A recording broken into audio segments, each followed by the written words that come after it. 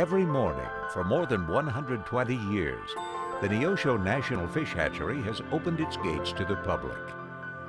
One of only a few federal fish hatcheries to be located within the confines of the community, the Neosho Hatchery has always been as much a place for people as for fish.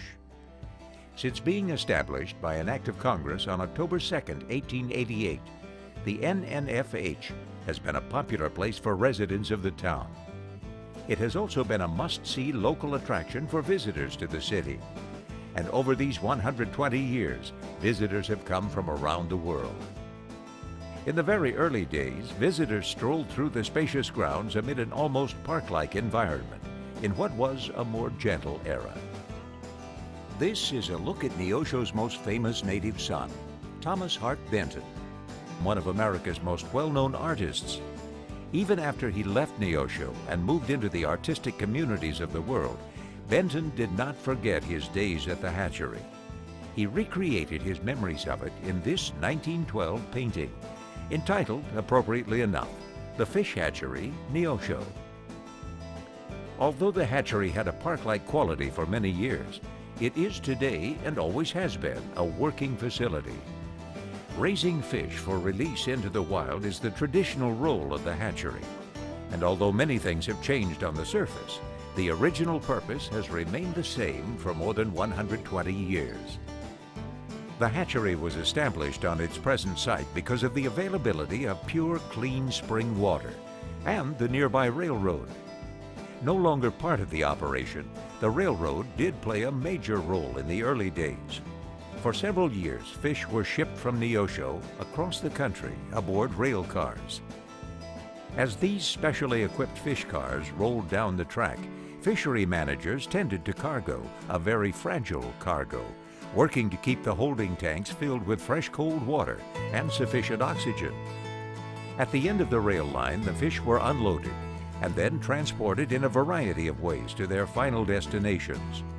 Some made this journey on horseback to trout streams high in the Rocky Mountains. Others were taken by wagon or even on the backs of men. Times and methods changed as the years raced by. Horses were replaced by trucks. Uniforms changed, as did equipment on the grounds and in the office and laboratory.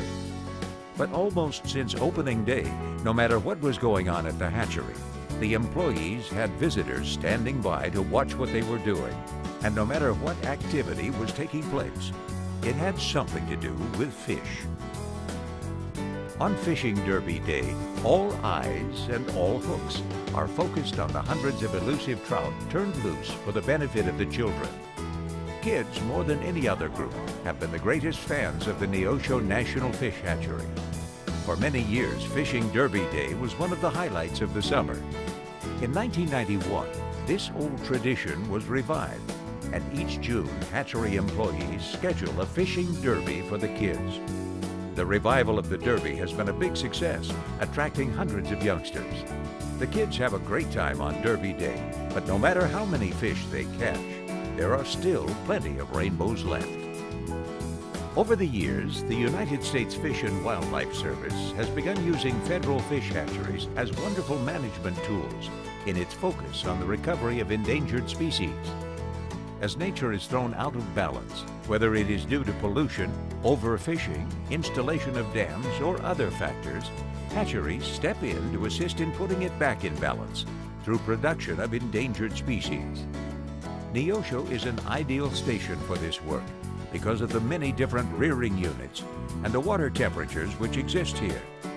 Fish that inhabit cold, cool, or warm water can thrive at the Neosho National Fish Hatchery due to the cold spring water being heated by the warm Missouri sun. At present, the hatchery is involved in the recovery efforts of endangered pallid sturgeon, Ozark cavefish, and freshwater mussels. We hope you'll visit Neosho Hatchery often.